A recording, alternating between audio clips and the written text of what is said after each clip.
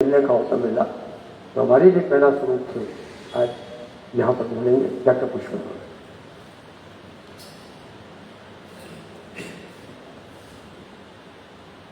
बहुत धन्यवाद। पुस्तकालय विभाग द्वारा आयोजित ये संगोष्ठी और इसमें मुझे पिता प्राण परिवार के उस पर चर्चा के लिए अवसर दिया, उसके लिए आभारी हूँ। जो परिचय दिया वाजपेयी जी ने तो उसने सब कुछ समेट लिया। पिताजी को लेकर के जो बात कही, जितने वरिष्ठ साहित्यकार हैं, पूजा जी देखे हैं, कौतुक जी हैं, नवीन जी हैं, पहलवान जी हैं, सभी वरिष्ठ साहित्यकारों को नमन है। और ये जो किताब मेरे हाथ में आई, पिछले दिनों जो है वो शमन गर्ग जी का 75वां मनाया गया था, तो उन्होंने तो अपनी कभी संग्रह को प्रकाशित नहीं किया। उनके दोनों लड़के और लड़की वो बाहर हैं, ऑस्ट्रेलिया में, अमेरिका में, तो दोनों ने प्लानिंग करके अपने पिताजी की कविताएं प्रकाशित करवाई। उनको भी नहीं पता था कि मेरी पुस्तक जो है वो प्रकाशित होकर के मेरे जन्मदिन पर आने वाली है। लड़का तो किसी कारण से नहीं आ पाया, लेकिन ऑस्ट्रेलिया वाली लड़की जो है वो रात में 12 बजे उतरी। वो गर्ग साहब को भी नहीं पता था। और उस समय जो माहौल बना था, उसकी किताब का नाम है उनका पिता पहाड़ समान। तो वो जो एक भाव है कि पिता किस प्रकार से पूरे परिवार की धुरी होते हैं। कोई कह सकता है कि प्रभु जी को बहुत ज़्यादा दुख हुआ अपने पिता की जो गरीबी थी, लाचारी थी, या जो बहुत कम में गुजारा करने की बात थी, तो उन्होंने अपनी बात इस पुस्तक के रूप में कही। केवल इतने तक वो सीमित नहीं है। अपना दुख कहना कोई बड़ी बात नहीं है, लेकिन अपने दुख या सुख को दूसरे का दुख सुख बना देना, इसमें साहित्य छिपा रहता है। जब तक ये बात नहीं होती तब तक तो सब अपना अपना कहते हैं, वो कह ही रहे हैं।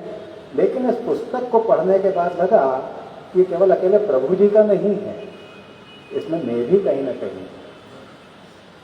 जब ऐसा भाव निर्मित हो जाए कि मैं भी कहीं हूँ, वही तो साहित्य है।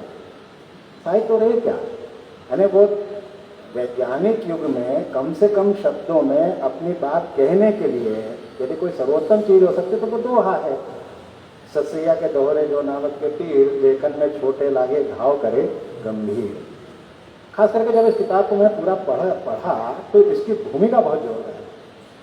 यानी भूमिका पढ़ लेंगे तो उनके परिचित हैं भूमिका लिखने वाले, जो पूरे परिवार से परिचित रहे हैं, बिल्कुल उसमें सारी चीज़ें उन्होंने खोल करके रख दी हैं कि परिवार के पृष्ठभूमि के साथ में उन दोहों में क्या चीज़ उल्लेखित की गई है और उनका आत्मकथ्य प्रभु जी का। और जो दोहों के माध्यम से जो चीज़ें उभर करके आई हैं, उसमें फटी धोती हो, कुर्ता हो, पगड़ी रख देना हो, बहुत कम से कम में गुजारा करना हो, और अपने बच्चों की खुशी के लिए अपने सब कुछ को वार देना हो, समर्पित कर देना हो, वो एक एक चीज़ उसमें आ गई है उन दोहों में। युवा पीढ़ी थोड़ी उससे अभी दूर जा पड़ी है। देख रहे हैं उसमें विभाजन की विभीषिका को भी बता दिया गया है, बहू घर में आ गई है और किस प्रकार से घर में महाभारत होने लगता है। लेकिन दूसरी तरफ एक बहू वो भी है जो पूरे परिवार को संभालने का भी काम करे। केवल नकारात्मकता ही नहीं है, उसमें सकारात्मकता भी मौजूद है कि किस प्रकार से एक बहू अपने परिवार को संभालने का काम करती है। किसी को भी जमीन से उखड़ने का दुख सर्वाधिक होता है, वो भी इसमें बात आई है कि जब परिवार या घर छोड़ करके वो चले हैं तो क्या क्या पीछे छूट जाता है। वो बात है। प्रभु जी की दृष्टि विज्ञान की तरफ भी गई है कि वैज्ञानिक पिता की बात आ गई है। उसमें जो नई टेक्नोलॉजी आ गई है हमारे समाज में, और जिसमें विज्ञान के साधनों का उपयोग करते हुए जो संतान सुख का लाभ नहीं ले पा रहे हैं, तो वो भी अब पिता बन रहे हैं। लेकिन वो 2 लाइनों में वो बात आपने कह दी है, तो वो जो सूक्ष्म दृष्टि है कि न केवल अकेले जो है वो अपने पिता के बारे में ही नहीं है, लेकिन बाकी जो समाज में चल रहा है उसकी तरफ भी आपने जो है अपनी कलम चलाई है और दृष्टि रखी है। ये एक मैं समझता हूँ कि केवल प्रभु जी ने अपने पिता को लेकर के, हो सकता है कि दुख बहुत ज़्यादा होता है और हमको अपनी बात कहनी है, हमने मूल पर पिताजी लेकर के आए साइकिल और वो ब्याज चुकाते रहे, ये बात में उनको ध्यान में आई बात कि किस प्रकार से कभी कभी बच्चों की जिद के आगे पिता जो है वो झुक जाते हैं और कैसे भी करके बच्चे की खुशी के लिए उसका दिल न दुखे, वो इस प्रकार के चीज़ें भी कर जाते हैं और वो पता नहीं चलने देते हैं कि ये चीज़ जो मैंने हासिल की है वो किस प्रकार से प्राप्त की है। फीस भरने की बात है, यूनिफॉर्म की बात है, गणवेश की बात है, स्कूली पढ़ाई, पूरी शिक्षा दीक्षा की बात है, तो सारी चीज़ें आपने दोनों लाइन में समेट दी हैं। जो दीपा जी ने यहाँ पर बात कही है कि उसमें महाभारत और रामचरितमानस रामायण के पात्र भी आ गए हैं, उसमें कुछ अशुद्धि की बात आ जाती है, कभी कभी वो टाइपोग्राफी की मिस्टेक हो सकती है, गलती हो सकती है कि उसमें सूत वो नहीं समझ पाया करने वाला, तो वो सूद हो गया, उसकी जगह वो सूत पुत्र कर्ण के बारे में वो बात कही गई है, तो वो सूद हो गया है, तो वो कोई बहुत बड़ी उसमें अशुद्धि की बात नहीं है, वो जो प्रूफ रीडिंग हुई है उसकी वो अशुद्धि हो सकती है। कुछ जो है मैंने कुछ अंकित किया है इनमें कुछ लाइनों को जो कि पहले से ही समीक्षा में या भूमिका में जो है वो कही गई है। बहुत कठिन दौर के समय में आपने पिता पर लिखा है। आज पिता यहाँ है, बेटे विदेश में हैं, कभी कभी विज्ञापन आता है कि भाई बेटे का वहाँ देवलोक गमन हो गया है, मैंने घर में उठावना रखा है, आप यानी आमंत्रित वाली बात जो है कही जा रही है। क्या दौर आ गया, क्या जमाना आ गया है, क्या लिखते हैं, बहुत मार्मिक लाइनें हैं ये।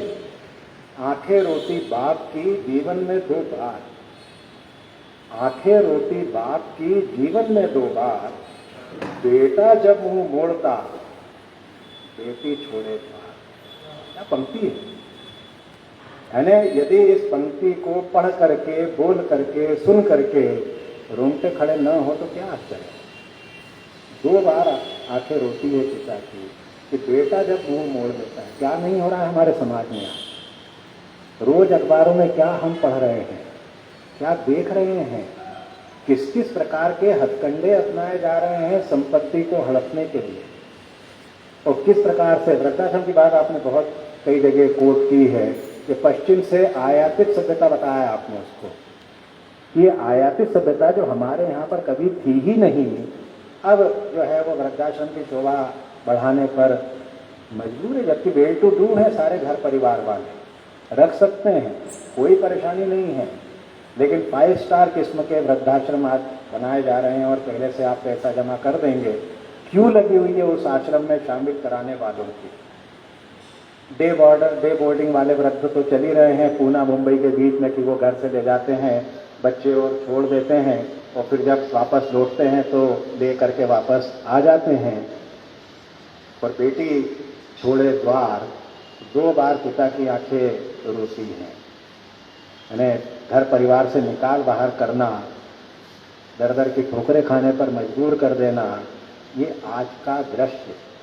उसको आर्थिक दबाव के कारण से कह लें या स्वार्थ में डूबे हुए हम लोग, जो अमेरिकन सिस्टम है, अमेरिका में जो है अनप्रोडक्टिव को घर में जगह नहीं है, क्योंकि एक 60 साल के बाद में जो है अनप्रोडक्टिव हो जाते हैं, कोई उत्पादन नहीं कर रहे हैं, तो अब उनका उपयोग क्या रह गया है। हाँ, इसके बजाय इंग्लैंड में वृद्धों की स्थिति ज़्यादा बेहतर है, क्योंकि वहाँ पर बहुत सारी सुविधाएं दे रही है कि 50% में आना जाना है, और वहाँ का वृद्ध जीवन जो है कमोबेश अमेरिकन की दृष्टि से जो है वो ठीक माना जाता है। और अपने यहाँ के अभी वृद्धों को लेकर के 100 करोड़ अंकित किए हैं भारत सरकार ने, क्योंकि आगे उनको दिख रहा है कि किस प्रकार का समाज बनने वाला है। गिली जुड़ी तो उसी पर है उपन्यास पूरा, कि सारे वृद्ध एक जगह इकट्ठे, एक कॉलोनी में इकट्ठे हैं और सब अपनी अपनी बोतल टांग करके और आपस में मिल रहे हैं। ये आगे आने वाला समाज है जिसमें कि वृद्धों की देखभाल कौन करेगा, तो आपस में ही देखेंगे एक दूसरे को। वो उस उपन्यास में चित्रित किया है। भविष्य का समाज जो है इस ढंग से बनाया है। टूटी चप्पल पाँव में फटी हुई बनियान, बच्चे के हित बाप का त्याग, राग, बलिदान, ये हम देखते ही हैं। कि किस प्रकार से जब लड़की के लिए ब्याने जाता है पिता तो किस प्रकार की स्थिति होती है। पापा के भीगे नयन मुझको आए याद, घर में ही जब बंद है बेटों से संवाद। अरे क्या पंक्ति है भाई, बिल्कुल एग्जैक्ट स्थिति ये समाज की है। यानी कोई इससे इनकार नहीं कर सकता है कि मैं जब किसी वृद्ध से मिलने जाता था तो उनके घर वालों के पास उनकी बातें सुनने के लिए समय नहीं है।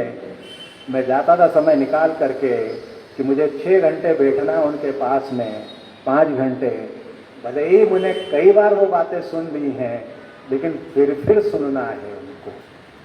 बोले किससे कहें, बेटों से संवाद बंद है, बातचीत नहीं है, बोलचाल नहीं है। ये बिल्कुल सत्य है। वो यदि इससे इनकार करता है तो हम मानेंगे कि वो परिवार सतयुग में रह रहा है। यानी उस परिवार को नजर न लगे किसी की कि ये जो संवाद वाली चीजें, संवादहीनता किस प्रकार से हमारे समाज में इस कदर घुल मिल गई है। लोग यहाँ पर चला रहे हैं, मैंने सुना है कि इंदौर में जो है बूढ़े लोगों के पास बैठने के लिए कुछ रुपए भी दिए जा रहे हैं युवाओं को। 1 घंटे का जो है 200 रुपये 500 रुपये कि आप हमको कहीं घुमा लाइए, हमारे पास में बैठिए, आप हमें सुन लीजिए। अरे सुनो तो सही उनको, उनके दुख दर्द को कौन सुनेगा। ये बेटा दुश्मन बन गया क्या बतलाएं यार, दिल के अंदर खींच दी 8 इंच दीवार। ये कोई केवल अकेले प्रभु जी का दुख है क्या, या केवल अकेले प्रभु जी को समझ आ रहा है? नहीं, ये समाज जो हमारा है, जिस प्रकार का हम बना रहे हैं, वो सारा समाज हमें दिखाई दे रहा है बनता हुआ। और ये स्थिति केवल अब शहरों तक सीमित है, भूल जाएंगे। ये गांव में ये चीज पहुंच चुकी है।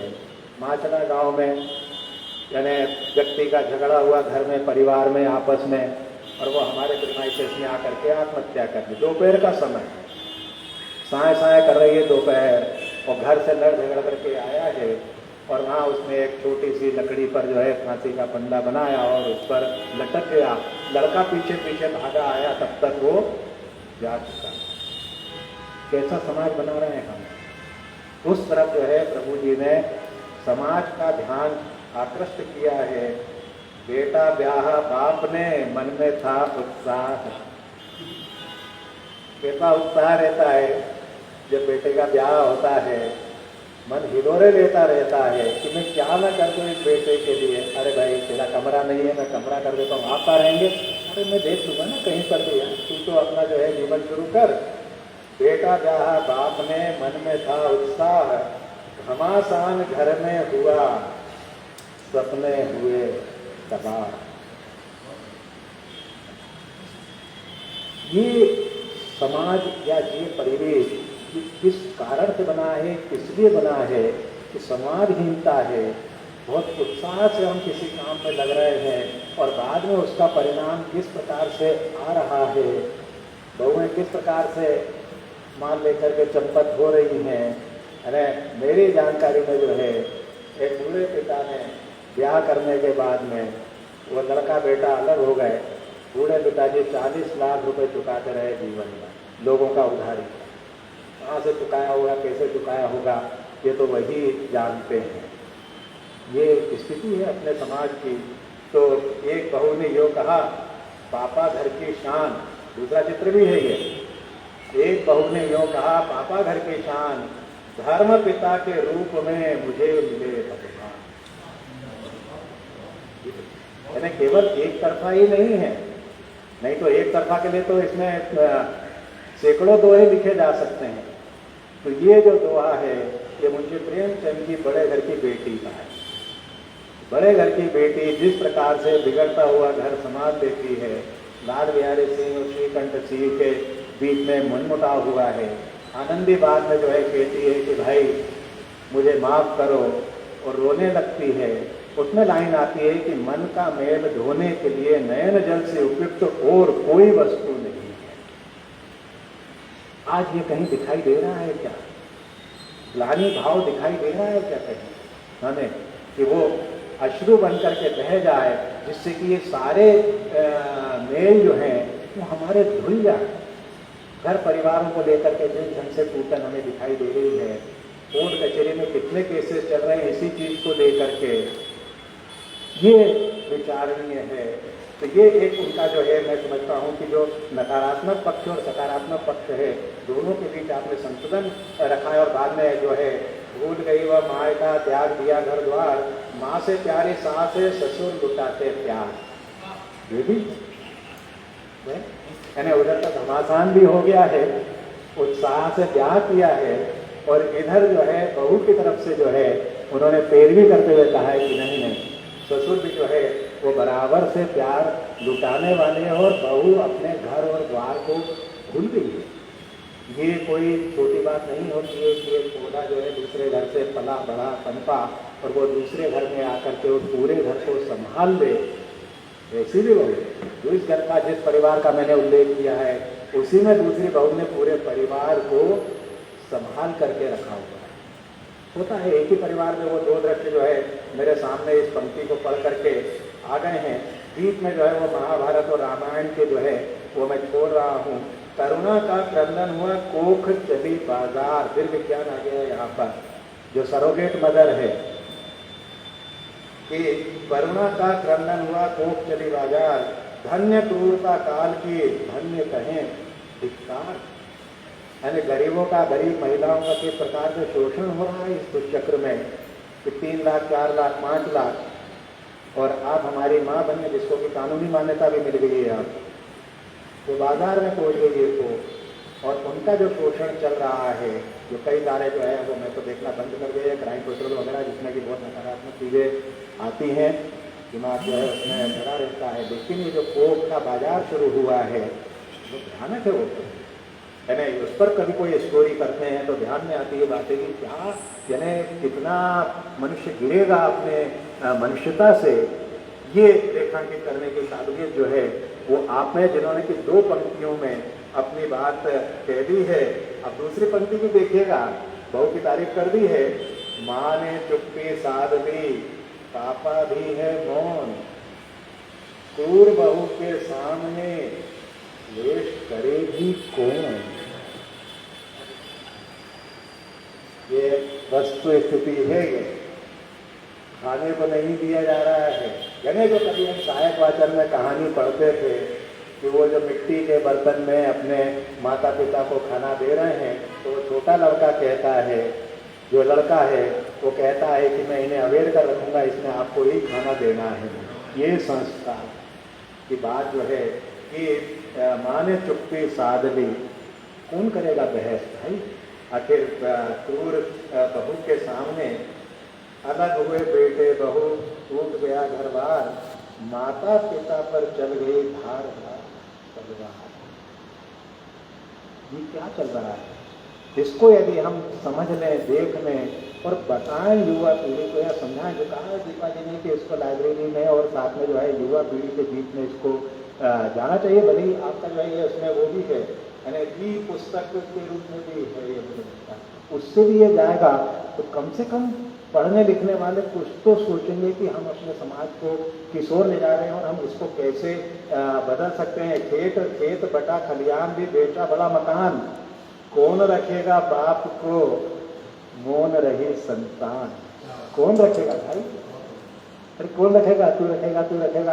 अरे हमारे पिताजी कहा करते थे कि 8 बच्चों की माँ भूखी मरती है, वो खिला देगा वो खिला देगा, उसने खिला दिया होगा, मालूम पड़ा कि दोनों जो है वो भूखे ही बने हुए हैं।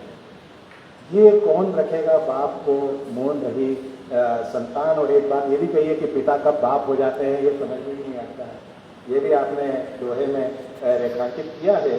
तो मैं समझता हूँ कि इस पुस्तक को जो है वो पढ़ना चाहिए। एक अंतिम और दोहा है साथ में कि डॉलर में बेटा बिका, यानी वो उपन्यास है काशीनाथ सिंह का रेहन पर रघु, उसी का ये दोहा है। डॉलर में बेटा बिका, पाउंड्स रूबल येन, वृद्ध पिता यूँ सोचते यही समय की देन। पढ़ा लिखा है तो हमने ही है। अब वो पढ़ा लिखा करके यदि वो वहाँ चला गया है, डॉलर तो उसको दिखाई दे रहा है, तो आखिर जिम्मेदारी किसकी बनती है, ये भी एक विचार है। यानी आज 60% युवा अमेरिका में बस जाना चाहता है अपने देश का, ये सर्वे कहता है। वो इस देश में नहीं रहना चाहता है। तो आखिर ये करेंगे क्या यहाँ के वृद्धजन? क्या पाएंगे, किसकी तरफ देखेंगे? ये बहुत बड़ा प्रश्न जो है आपने इस दोहे के दोहा संग्रह के माध्यम से पिता प्राण परिवार के समाज को एक दिशा दिखाने का काम और समाज को जागृत करने का काम और समाज किस ओर जा रहा है उस ओर इंगित करने का काम है। साहित्यकार का काम होता है उंगली दिखाना, कोई उंगली पकड़ करके चलाने का काम नहीं होता उसे कि तुम इस राह पर चलो, ऐसा नहीं करता। वो बता रहा है, वो देख रहा है कि क्या समाज में चल रहा है और उसको। और दोहा लिखना सबसे कठिन होता है कि उसमें कामा मात्रा बिंदी और संख्या इसका ध्यान रखना होता है।